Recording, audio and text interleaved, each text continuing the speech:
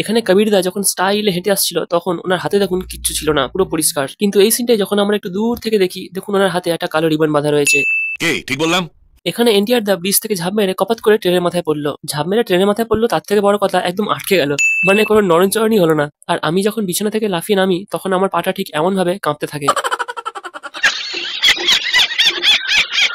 টিজারের এই সিনটা দেখে আমি 90% শিওর যেটা ক্লাইম্যাক্সের সিন হবে, কারণ ওয়ারের ফার্স্টের পার্টের ক্লাইম্যাক্সে আমরা দেখেছি সেখানেও বরফে ঢাকা চারপাশে লোকেশনটা ছিল, আর তখনও টাইগার শ্রফের সঙ্গে ঋতিক রোশনের হ্যান্ড টু হ্যান্ড কম্ব্যাট হয়, ঠিক যেমনটা এখানে জুনিয়র এনটিআর এর সাথে ঋতিক রোশনের হচ্ছে। এনটিআর দা এখানে গ্রেনেড ছড়ে, দেখুন গুন্ডাটার থেকে গ্রেনেডটা কত দূরে ফেটেছে, তাও গুন্ডাটা হাওয়ায় উঠছে। সেই মুহূর্তেই আমরা দেখতে পাই এনটিআর দার সামনে একটা গ্রেনেড ব্লাস্ট করছে আর পেছনে একটা গ্রেনেড ব্লাস্ট করছে। এত কিছুর পরেও এনটিআর দা সেই জায়গা থেকে এক পাও নড়লেন না, এছাড়াও চোখের একটা পাতাও পড়লো না। এখানে তিনটে লোক হাওয়ায় উঠছে আর সামনে কবিরদা দাঁড়িয়ে আছে, তার মানে নিশ্চয়ই কবিরদা এদেরকে ধুলাই করেছে, ওই জন্যই এরা হাওয়ায় উঠছে। যদি সত্যিই কবিরদা মেরে থাকতো তাহলে একটু তো নড়াচড়া হতো শরীরে, কিন্তু কবিরদার দেখুন বডিতে একদম কোনো মুভমেন্টই নেই। এই সিনটা দেখার পর কিছুটা সাউথ ইন্ডিয়ান মুভির মতো ফিল হচ্ছে। আচ্ছা, এই সিনে এই গেটটার সামনে দেখুন আশেপাশে কিছু ছিল না, কিন্তু এনটিআর দা এন্ট্রি নেওয়ার পরেই সেই জায়গাতে কিছু লোহা লক্কর পড়ে থাকতে দেখা যায়। কি বলছিস তুই?